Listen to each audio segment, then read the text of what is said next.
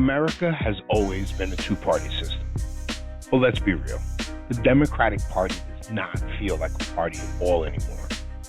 It feels like a poorly curated Spotify playlist. One where the algorithm is trying way too hard to keep everyone happy. You know the kind.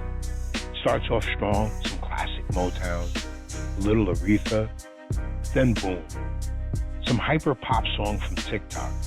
Then it's folk music about the working class. Then it's 90 seconds of angry spoken word poetry about gentrification. And before you can even skip the track, there's an EDM drop blasting in your ears. It's chaotic, it's exhausting, and it doesn't actually keep anyone happy. That's the Democratic Party right now. For decades, it was the party for working people, unions, and economic justice. Sure, it had its flaws, some pretty big ones, but at least it had an identity. Now, it's just the everything bagel of politics, trying to cater to every single sub-niche, micro-demographic, every interest group, until what's left isn't something flavorful or satisfying, but a bagel so overloaded with toppings that it just tastes burnt. Let's take a look at the recipe. You've got the core ingredients, the traditional Democratic base, minority voters, labor unions, and progressive intellectuals. But over time, new flavors have been added. Feminists, environmentalists, LGBTQ plus activists, immigrants, tech elites, Hollywood progressives, Silicon Valley disruptors, suburban moderates.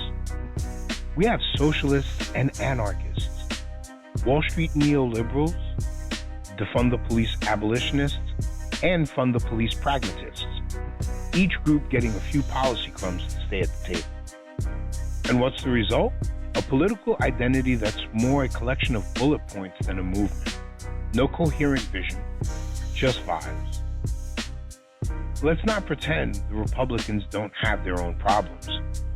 Their bagel is moldy as hell, crusted over with reactionary nonsense. But at least they know what they're serving. The GOP's message is simple. We're the anti-woke, anti-immigrant, pro-capitalist party of cultural dominance. It's a terrible vision, but at least it's a vision. Meanwhile, Democrats are in a constant branding crisis. Are they the party of labor or the party of coastal elites? Are they about radical change or incremental progress?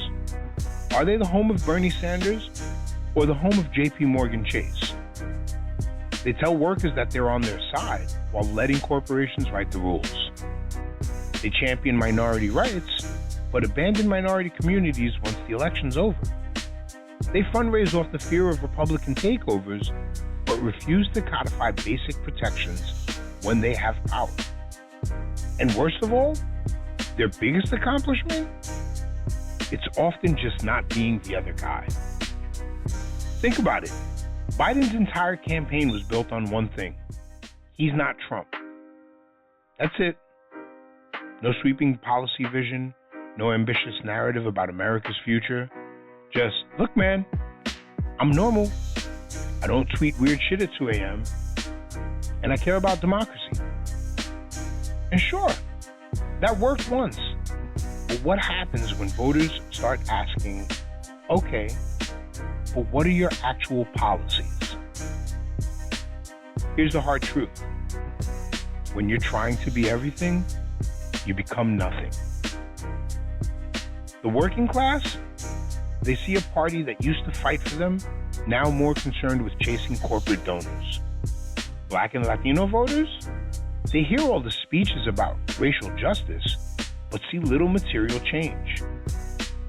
Young voters, they get endless lectures about civic duty, but no movement on climate change, student debt, or housing reform. And rural America, they feel ignored entirely. You see, when Democrats lose elections, they blame it on disinformation, apathy, bad messaging. But maybe the problem isn't how they're selling the product, maybe the problem is the product itself. Imagine if instead of trying to be the party of everyone, they focused on being the party of most people. Imagine if instead of niche messaging silos, they rallied around a core vision, a real economic plan, a real labor movement, a real fight against corporate power, a real plan for systemic racial and economic justice. But right now, the Democrats aren't fighting the GOP. They're fighting themselves. And in the end, what's worse? A party that serves up a moldy, rotten bagel, or a party that tries so hard to please everyone that they forget how to make a decent one at all.